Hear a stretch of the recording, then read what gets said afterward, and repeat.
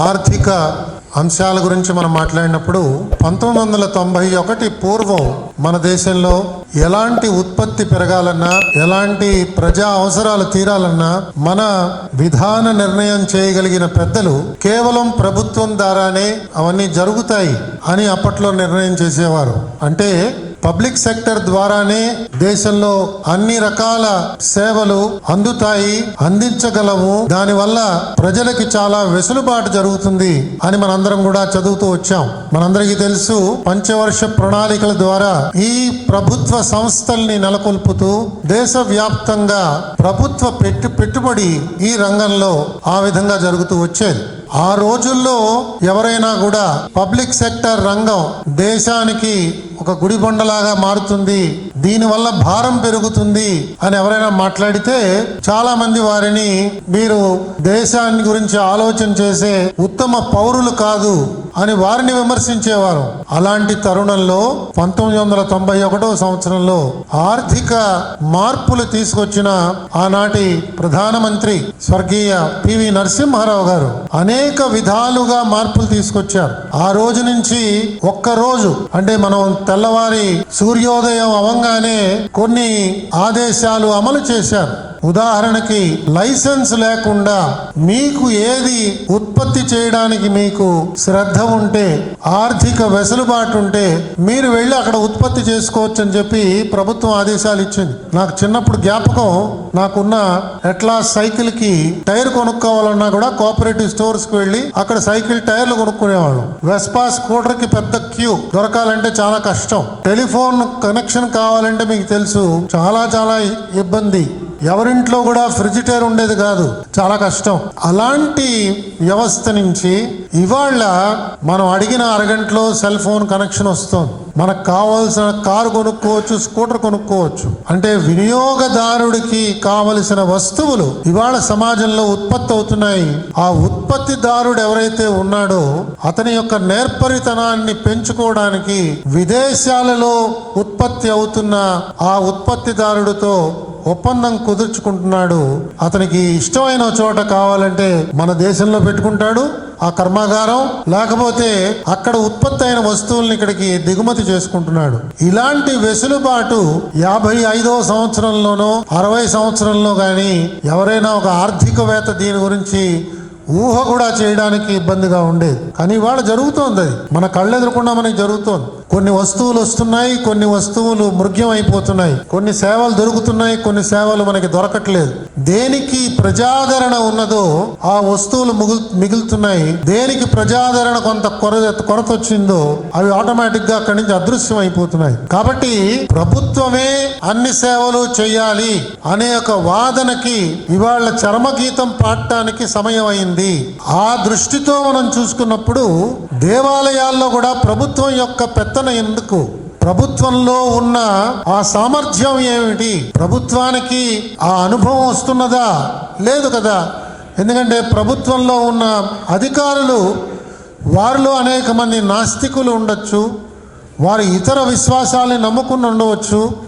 అన్ని విశ్వాసాలు కూడా ఇవాళ మన ఇష్టం, అది ఏ విశ్వాసాన్ని నమ్మదలుచుకుంటే ఆ విశ్వాసాన్ని నమ్మచ్చు. అలాంటి తరుణంలో హైందవ దేవాలయాలకి ప్రభుత్వ అధికారులను నియమించడం వల్ల అదొక పెద్ద సాహసం కింద మనకి మారుతున్నది. నేను ఇవాళ పేర్లు చెప్తే బాగుండదు కానీ కొన్ని ప్రసిద్ధ దేవాలయాల్లో నేను ప్రత్యక్షంగా చూశాను. ఆ దేవాలయాల్లో పనిచేస్తున్న ఎగ్జిక్యూటివ్ ఆఫీసర్స్ కి ఆ దేవాలయంలో ఉన్న మూర్తికి ఏమీ సంబంధం లేదు, వారికి విశ్వాసం లేదు, గౌరవం లేదు. అలాంటి పరిస్థితుల్లో ఆ దేవాలయానికి భక్తి విశ్వాసాలతో వస్తున్న భక్తులకి ఆ అధికారి ఎలాంటి సేవలు ఇస్తాడు? మనందరికీ తెలుసు, ఒక కార్యాలయంలో ఉన్నత అధికారి కనుక శ్రద్ధ లేదు, ఆసక్తి లేదు, ఆ కార్యాలయం ఎలా పనిచేస్తుందో మనందరికీ తెలుసు. అది ప్రతి యాజమాన్యానికి కూడా వర్తిస్తుంది.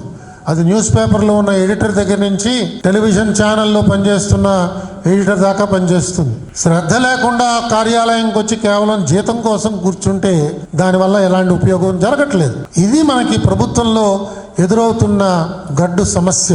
అధికారులకి అనుభవం ఉండట్లేదు, అక్కడ వినియోగించిన అధికారులకి విశ్వాసం ఉన్నదో లేదో తెలియదు.